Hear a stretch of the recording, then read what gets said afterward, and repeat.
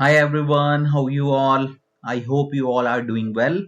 So guys, आज हम जो पढ़ेंगे वो पढ़ेंगे एंटी डिफेक्शन लॉ के बारे में। एंटी डिफेक्शन लॉ होता क्या है, क्यों इम्पोर्टेंट था, क्यों आया, ये इसके बारे में पढ़ेंगे। साथ में मैं आपको बताना चाहूंगा, अगर आप हमारे चैनल पे न्यू हैं तो हमारे चैनल को सब्सक्राइब करो, क्योंकि मैं कोई भी टॉपिक जो कवर करूंगा उसके बाद आप ना उस टॉपिक के कोई भी मॉक टेस्ट उठा सकते हो। आप देखोगे कि आप सारा सॉल्व कर पा रहे हो। ओके, क्योंकि मैं एंड टू एंड कवर करूंगा। साथ में मैं आपको बताना चाहता हूँ, हमारे चैनल पे हर दिन 10 से लेके 20 मॉक टेस्ट भी आते हैं। मॉक टेस्ट अगर आप देखना चाहते हो देखो, उससे भी आपका सिलेबस कवर हो जाएगा। किसी भी पेपर की आप प्रिपरेशन कर रहे हो, चाहे वो एसएससी हो, यूपीएससी हो, या किसी भी पेपर में जिसमें जनरल अवेयरनेस आते हैं, स्टेट पीएससी हो, उसके लिए ये बिल्कुल फुलफिलिंग वीडियो है। ओके, तो चलिए हम वीडियो को स्टार्ट करते हैं और मैं इंग्लिश का यूज करूंगा जिससे आपको समझ आए कि क्यों हम क्या मतलब कि जितने भी हिंदी और इंग्लिश वाले बच्चे हैं सबको समझ आए। ओके, तो एंटी डिफेक्शन लॉ की अगर मैं बात करूं तो 10th शेड्यूल में ये लाया गया था, और साथ में 52nd अमेंडमेंट और 91st अमेंडमेंट 2003 इससे ही रिलेटेड हैं। तो हम थोड़ा सा देखते हैं इस वीडियो के थ्रू हम क्या क्या समझने की कोशिश करेंगे।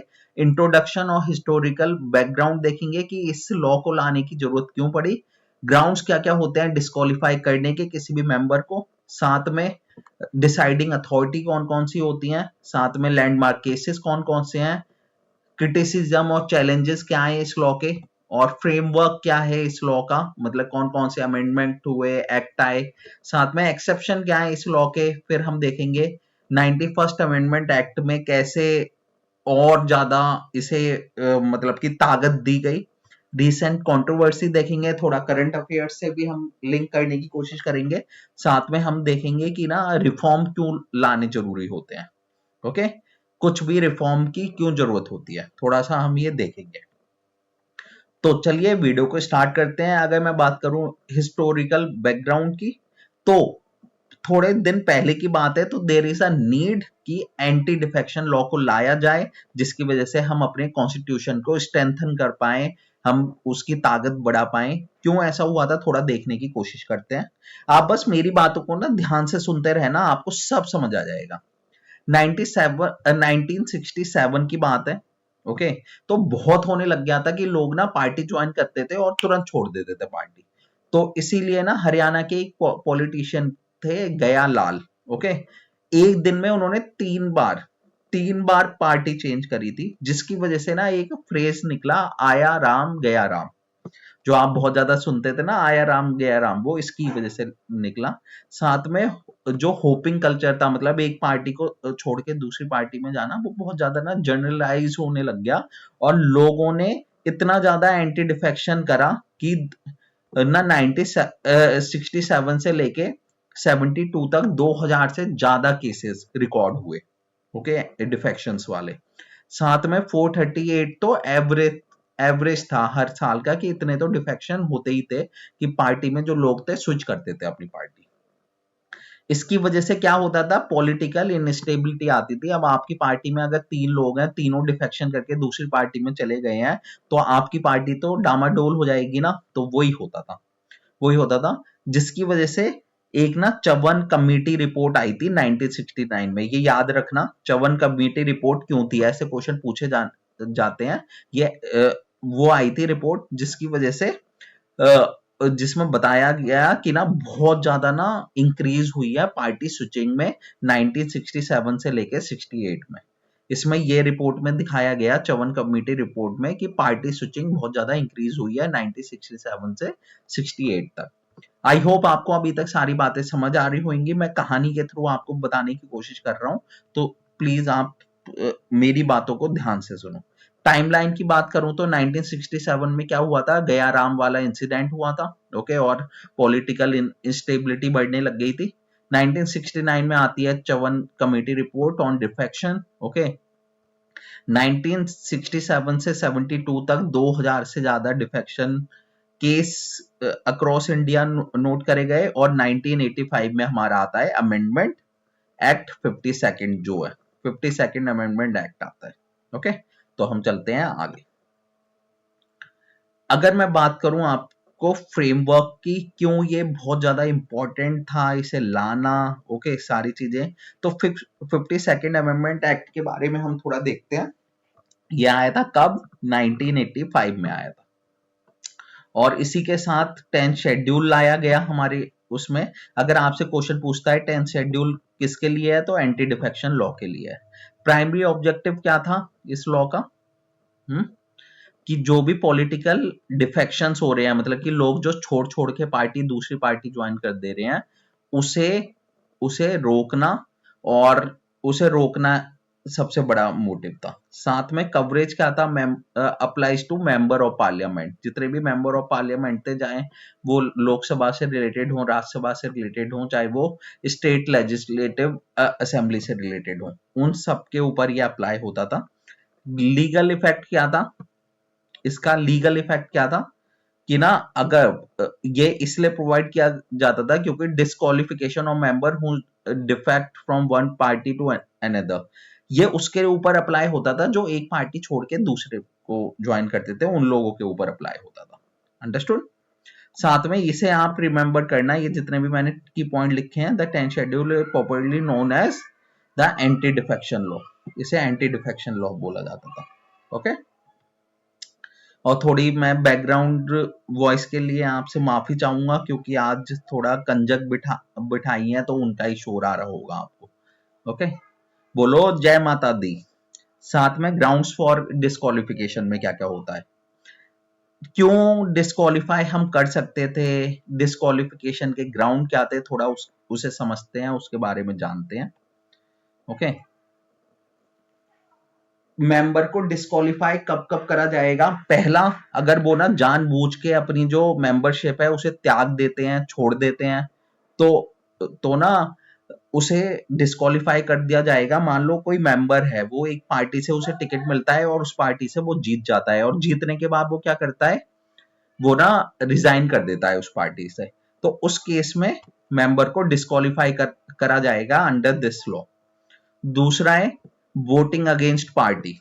ओके, एक विप बहुत पेपरों में पूछा गया है, विप क्या होता है? विप का मतलब होता है पार्टी ना एक डायरेक्शन देती है कि हम लोगों को ये काम करना है, लेकिन जो मेंबर होता है ना, वो अगेंस्ट में काम करता है, मतलब पार्टी जो बोलती है उससे उल्टा अगर काम करता है। जब भी हम ना विप के अगेंस्ट अगर काम करता है, उस केस में भी हम क्या करेंगे, एंटी डिफेक्शन लॉ अप्लाई हो जाएगा।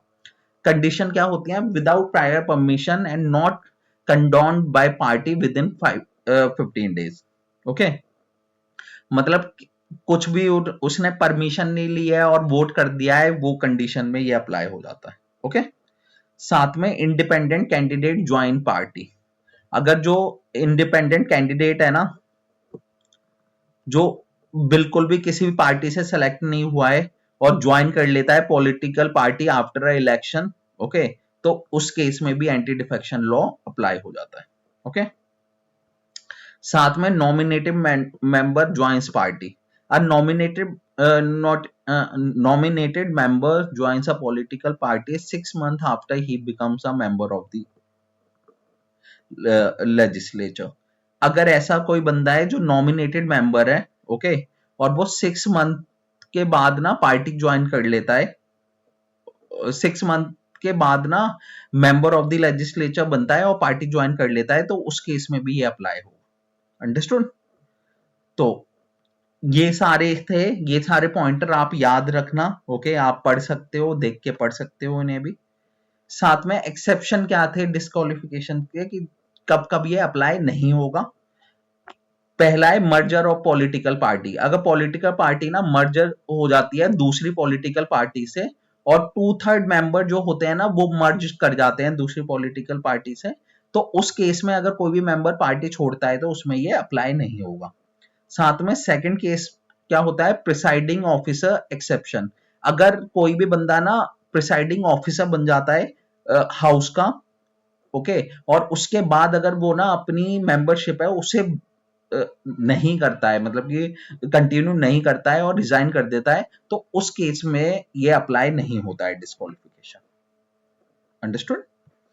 तो अगर 91st कॉन्स्टिट्यूशनल अमेंडमेंट एक्ट की मैं बात करूं 2003 की, तो ना उसमें लिखा हुआ है, उसमें बताया गया है कि डिफेक्टर जो होगा ना, जो डिफेक्शन जो पार्टी छोड़ के दूसरी पार्टी में जाता है, अगर पार्टी स्प्लिट होती है ना, उस केस में उसे कोई भी मतलब कि प्रोटेक्शन नहीं दी जाएगी। मर्जर के केस में तो दी जा रही है, लेकिन अगर स्प्लिट होती है पार्टी तो उस केस में नहीं दी जाएगी। ओके, बिफोर 2003, 2000 से पहले अगर स्प्लिट भी होता था ना, मतलब 1/3 मेंबर दूसरी पार्टी ज्वाइन करते थे या 1/3 मेंबर जो होते थे वो इधर उधर जाते थे, तो उस केस में प्रोवाइड करी जाती थी। आफ्टर 2003 ना, जब ये आया 91st अमेंडमेंट एक्ट आया, उसके बाद ये जो स्प्लिट प्रोविजन है ना, इसे हटा दिया गया 10 शेड्यूल में से। तो आप इतना याद रखना बस। साथ में डिसाइडिंग अथॉरिटी क्या होती कौन होती है, एंड अमेंडमेंट कौन कौन से हुए, थोड़ा सा हम ये देखते हैं। डिसाइडिंग जो अथॉरिटी होती है वो ना प्रिसाइडिंग ऑफिसर पे डिपेंड करती है, चाहे वो स्पीकर ऑफ लोकसभा हो, चेयरमैन हो राज्यसभा के, या स्पीकर हो स्टेट लेजिस्लेटिव असेंबली का। तो उनके उनके पास पावर होती है ये डिसाइड करने की कि डिफेक्शन केस है वो ऑथेंटिक है या नहीं है, वो सही है या गलत है। ठीक है, प्रिसाइडिंग ऑफिसर के पास पावर होती है, तो ये याद रखना। तो एक केस आता है किहोतो हुलोहन केस। ठीक है, इसमें बोला गया, सुप्रीम कोर्ट ने बोला कि स्पीकर का जो डिसीजन है ना, अगर वो बोलता है कि ना ये डिफेक्शन केस है, ये डिफेक्शन केस नहीं है, तो इस केस में बोला गया सुप्रीम कोर्ट ने कि जो भी वो डिसीजन लेगा स्पीकर, ओके, या प्रिसाइडिंग ऑफिसर, उसका जो भी डिसीजन होगा वो जुडिशियल रिव्यू के अंडर आएगा, मतलब कि हम उसे रिव्यू कर सकते हैं। और पूरा मतलब कि इन्होंने प्रोटेक्शन दी कि ना डिसीजन उनका फाइनल नहीं होगा, एब्सोल्यूट पावर नहीं होगी, हम उसे ना जुडिशियल रिव्यू भी कर सकते हैं। ओके, क्योंकि हमारे यहाँ पे जो सुप्रीम कोर्ट है सबसे ज्यादा हायर अथॉरिटी है। उसके बाद रूल मेकिंग प्रोसेस क्या होगा, प्रिसाइडिंग ऑफिसर जो है ना, उसके पास पावर तो है रूल बनाने की। ओके, रूल बनाने की भी पावर है, लेकिन 30 दिन के अंदर अंदर ना वो जो रूल बनेंगे उसे ना बताना पड़ेगा, मतलब कि हाउस को बताना पड़ेगा 30 दिन के अंदर अंदर। तो ये भी आप याद रखना। ओके, ब्रीच ऑफ प्रिविलेज का मतलब क्या होता है कि any wilful contravention by any member of such rule may be dealt with within the same manner as breach of privilege of the house। अगर जो भी रूल बनाए हैं प्रिसाइडिंग ऑफिसर ने, ओके, या जो भी रूल डिसाइड करे गए हैं, अगर उसे कोई भी मेंबर तोड़ने की कोशिश करता है तो उसे ब्रीच माना जाएगा। ओके, प्रिविलेज का हनन माना जाएगा। तो ये बोला गया है। साथ में non automatic effect, okay, no automatic effect, इसमें लिखा हुआ है presiding officer can take up a defection case only when he receives a complaint from a member of the house. और defection has no automatic and immediate effect, इसका मतलब ये है कि डिफेक्शन केस है ना, अगर कभी भी प्रिसाइडिंग ऑफिसर जो होते हैं, जो भी स्पीकर होते हैं या चेयरमैन होते हैं, वो किसी भी केस को अगर उठाते हैं, वो जब भी उठा सकते हैं जब जब कोई भी ना कोई भी मेंबर के अगेंस्ट ना कंप्लेंट आए, या मेंबर की तरफ से कंप्लेंट आए, जब भी हम उठा सकते हैं। सुप्रीम कोर्ट की टाइमलाइन क्या की बात करूं तो मैं आपको बता देता हूं कि ना एक ना केस हुआ था, केशम केशम मेघाचंद्र सिंह केस 2020 में हुआ था, जिसमें सुप्रीम कोर्ट ने बोला था speaker must decide disqualification cases within 3 months unless there are exceptional reason. तो इसमें बोला गया था, एक टाइमलाइन दे दी गई थी कि ना स्पीकर को 3 महीने के अंदर अंदर बता देना है कि ये ना जो केस है, ये ना डिफेक्शन डिस्क्वालिफिकेशन केस है या नहीं है। ओके, डिस्क्वालीफाई करा जाता है मेंबर को, नहीं करा जाता, वो कितने टाइमलाइन में बता देना है, 3 महीने के अंदर अंदर।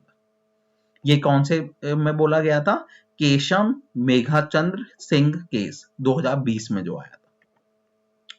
अब हम चलते हैं आगे। अब हम थोड़ा देखेंगे 91st कॉन्स्टिट्यूशनल अमेंडमेंट एक्ट 2003 में क्या क्या हुआ था। ओके, इस केस के थ्रू ना जो एंटी डिफेक्शन लॉ आया था, उसे ना थोड़ी और प्रोविजन दी गई थी, लूप होल को भरा गया था, और थोड़ा और पावर दी गई थी इस लॉ को। आर्टिकल 75 1A एंड 1B अगर मैं आर्टिकल 75(1)(a) की बात करूं, सेंट्रल मिनिस्टर है ना, इंक्लूडिंग पीएम, ओके। 75(1)(a) में बोला गया है कि ना लोकसभा की जो स्ट्रेंथ है ना, सेंट्रल मिनिस्टर इंक्लूडिंग पीएम को देख के 15% से ज्यादा नहीं होनी चाहिए लोकसभा की स्ट्रेंथ से। ये क्वेश्चन पूछा गया है तो याद रखना, सेंट्रल मिनिस्टर इंक्लूडिंग पीएम जो भी स्ट्रेंथ होती है ना कैबिनेट मिनिस्टर्स की, वो ना 15% से ज्यादा नहीं होनी चाहिए लोकसभा की स्ट्रेंथ से। ये कहाँ बोला गया है? 75(1)(a) में, ओके। 75(1)(b) में क्या बोला गया है? Disqualified member ineligible for ministership until री इलेक्टेड। जिसे भी डिस्क्वालिफाई करा गया है ना डिफेक्शन केस में, वो इनएलिजिबल है फॉर मिनिस्टरशिप, ओके। ये 75(1)(b) में बोला गया। आई होप आपको यहां तक समझ आया होगा। उसके बाद आर्टिकल हम 164 देख लेते हैं। आर्टिकल 164 1A एंड 1B में क्या बोला गया है? आर्टिकल 164 1A में बोला गया है जो स्टेट मिनिस्टर है ना, इंक्लूडिंग सीएम, जो स्टेट मिनिस्टर होते हैं including CM shall not exceed 15। जैसे ये वाला है 75 वाला है, ये सेंट्रल मिनिस्टर के लिए है, वैसे ही आर्टिकल 164 1A एंड 1B ये स्टेट मिनिस्टर के लिए है, इंक्लूडिंग सीएम। इसमें बताया गया है 15% से ज्यादा असेंबली की स्ट्रेंथ नहीं होनी चाहिए, ओके। और मिनिमम जो होनी चाहिए वो 12 होनी चाहिए, अंडरस्टूड। मिनिमम स्ट्रेंथ 12 होनी चाहिए असेंबली की, और साथ में स्टेट मिनिस्टर इंक्लूडिंग सीएम 15% से असेंबली स्ट्रेंथ से ज्यादा नहीं हो सकते हैं। साथ में 164 1B में क्या बोला गया है कि वही सेम चीज इसमें बोली गई है कि ना डिस्क्वालिफाइड मेंबर जो होगा ना, वो इनएलिजिबल होगा मिनिस्टरशिप के लिए स्टेट में। अब आर्टिकल 361 पे आ जाते हैं। आर्टिकल 361B में क्या बोला गया है? A member disqualified on ground of defection is also barred from holding any political post until re-elected, okay. जो भी डिस्क्वालीफाई हुआ है बंदा या मेंबर, वो ना कोई भी जहां पे उसे सैलरी मिल रही हो ऐसी पॉलिटिकल पोस्ट ना वो होल्ड नहीं कर सकता जब तक री इलेक्ट नहीं हो जाता। ये कहां बोला गया है? आर्टिकल 361B में। 10th शेड्यूल में क्या बोला गया है? 10th शेड्यूल में बोला गया है the provision relating to exemption from disqualification in case of split has been deleted, okay.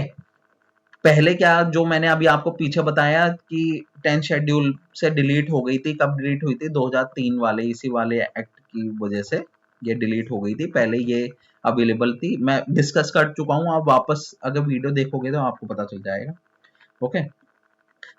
ये लिखा हुआ है the 91st amendment close the split loop hole. जो स्प्लिट वाला लूप होल था ना कि पार्टी स्प्लिट हो जाती थी, उस केस में भी कोई पार्टी छोड़ता था तो उसे भी एंटी डिफेक्शन में डाल दिया जाता था, तो वो वाला लूप होल इन्होंने बंद कर दिया, ओके, अंडरस्टूड। साथ में अब आते हैं हम लैंडमार्क केसेस क्या क्या हुए और रिसेंट कंट्रोवर्सी थोड़ी हम देखने की कोशिश करते हैं। तो अगर मैं बात करूं किहोटो होलोहन केस की, ओके, 1993 में जो आया था, इसमें क्या बोला गया कि ना सुप्रीम कोर्ट है ना, सुप्रीम कोर्ट उसे ना सबसे ज्यादा हायर अथॉरिटी दी जाएगी, और साथ में ruling that it does not violate this freedom of speech and expression of representative. जो सुप्रीम कोर्ट बोलेगा ना एंटी डिफेक्शन लॉ में, उसे ज्यादा मान्यता दी जाएगी। साथ में ये भी देखा जाएगा कि ना जो भी हो उससे ना हमारा फ्रीडम ऑफ स्पीच और एक्सप्रेशन का ना हनन ना हो, ये भी बोला जाएगा। एक थे जस्टिस विकंटा चलिया, ओके। अगर विकंटा चलिया के ओपिनियन की मैं बात करूं तो इन्होंने बोला था the provision give recognition to the role of political party in the political process, okay. A person elected as a candidate set up by a political party is so elected on the basis of that party program। इन्होंने बोला गया था कि एक जो बंदा elect होता है ना वो पार्टी की वजह से इलेक्ट होता है, तो ये सही नहीं होता कि वो बंदा पार्टी इतनी जल्दी छोड़े, ओके।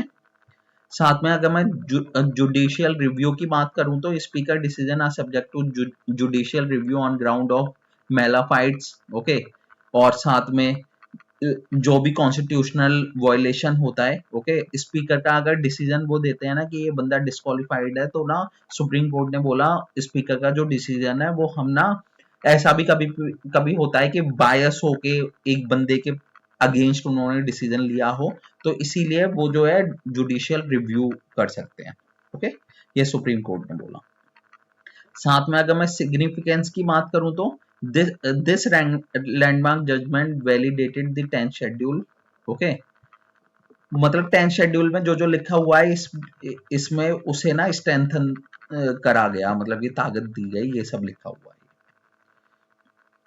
साथ में रीसेंट पॉलिटिकल कंट्रोवर्सी थोड़ी देख लेते हैं हम, ओके, तो कर्नाटका में 2019 में क्या हुआ था, 17 एमएलए ने ना रिजाइन कर दिया था टू अवॉइड डिस्क्वालिफिकेशन। और ये क्यों रिजाइन करा गया था, ये थोड़ी ना पॉलिटिकल कंट्रोवर्सीज हैं, और साथ में ये भी है कि एंटी डिफेक्शन कहाँ कहाँ पे अप्लाई नहीं होता है, क्यों अप्लाई नहीं होता है, ओके, क्योंकि कोलिशन बन रही थी, मर्जर हो रहा था दो का, ओके, दो पार्टी का मर्जर हो रहा था, तो उस केस में 17 एमएलए ने रिजाइन कर दिया। ऐसा ही यहाँ पे हुआ था, मध्य प्रदेश में 22 एमएलए ने रिजाइन कर दिया था, leading to collapse of Congress government and BJP coming to power. 22 MLA ने रिजाइन कर दिया था एकदम से, ओके, सेम रेजिग्नेशन टैक्टिक, मतलब मास रेजिग्नेशन होता है, सेम रेजिग्नेशन टैक्टिक होती है, तो उस केस में एंटी डिफेक्शन नहीं अप्लाई करता है। शिवसेना में जब स्प्लिट हुआ था, ओके, उस टाइम भी मर्जर क्लॉज का मिसयूज हुआ था, तो ये सारी चीजें हमने अपने केसों में देखी हैं।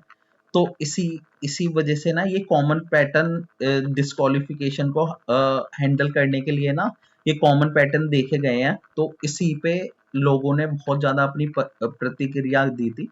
उसके बाद चैलेंजेस एंड रिफॉर्म क्या थे, इसी को हटाने के लिए चैलेंजेस थे और रिफॉर्म क्या क्या आए, वो थोड़ा देखते हैं हम।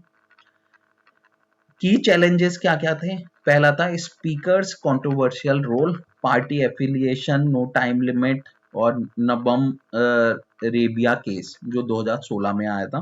पार्टी एफिलिएशन में क्या लिखा था, speaker belongs to a political party creating potential bias, okay, अगर स्पीकर एक पॉलिटिकल पार्टी की तरफ से होता है, तो अगर किसी बंदे ने पार्टी छोड़ी है तो उसके अगेंस्ट में डिसीजन लेने का बहुत ज्यादा टेंडेंसी बढ़ जाती है, ओके, तो इसीलिए ये थोड़ा सा स्पीकर का कंट्रोवर्शियल रोल है।